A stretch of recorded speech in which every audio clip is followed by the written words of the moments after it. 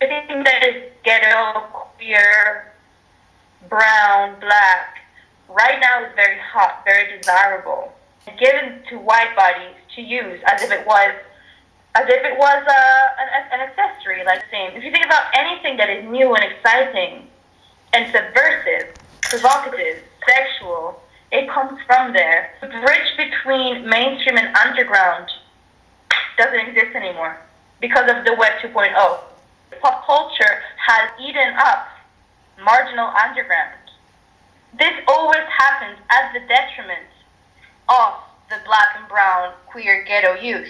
This is why I have a problem with Iggy Azalea. I call her Miley Virus. It's not saying like, oh, you're white, so you can't twerk. It's not all about that, but it's like, you're white, you have privilege, you need to be aware of it and act in consequence. So you can twerk, as long as you show and display that you're aware of all the different oppressions that go within twerking, that make it so that for you it's just a fun trend and there's no consequence on how you're perceived, on how you're murdered, like black bodies being murdered, black female bodies being murdered, because they're literally the recipient for every sexual violent impulse in society, black female bodies, And if you don't have an awareness of that, then I don't respect, your production. I don't respect Iggy Azalea. I even have some problems with Beyonce, to be honest, because I don't think that... Would Beyonce be the same if she had dreadlocks? Would Beyonce be so famous if she was dark-skinned? Would Beyonce be so famous if she was a bit bigger? I don't think so. Right now we're expected to be over-sexual and very, ready, open, wet. And that also is very alienating for women, because for ages we were supposed to be so closed, pure, chaste, all of these things, and now in 30 years we have, we're supposed to be all that, but also whores, also mothers, also working forces, also good friends, sexy, funny, all of these things is asked from us.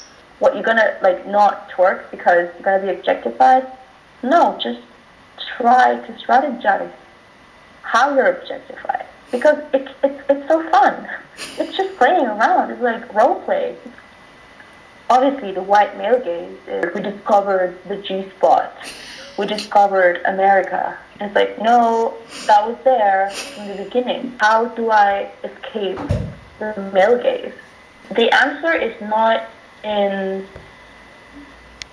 what you are, but what you do. How do you educate that gaze? White male gaze. White male gaze. I'm trying to dismantle the male gaze. It's so counterculture, and you are punished by it. So you're sort of educating people, telling this is the right thing, and you're but you're gonna get punished, and it's gonna be shitty for you.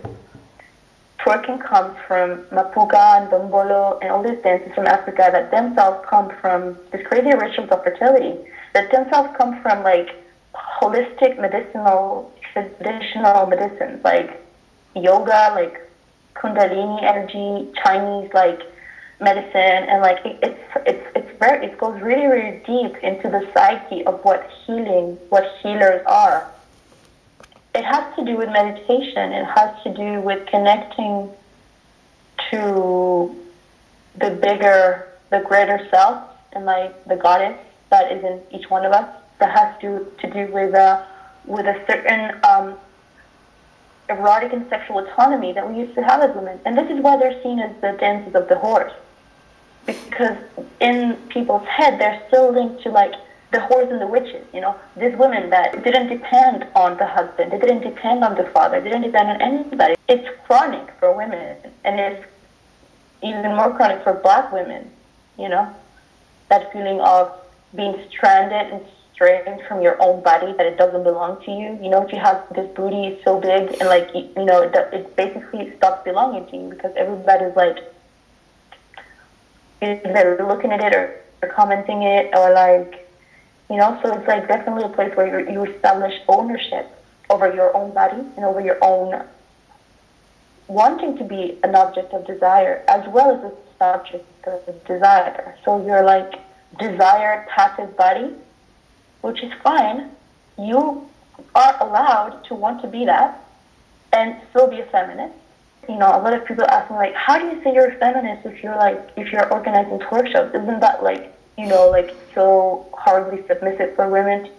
If you see it like that, then you haven't done your job.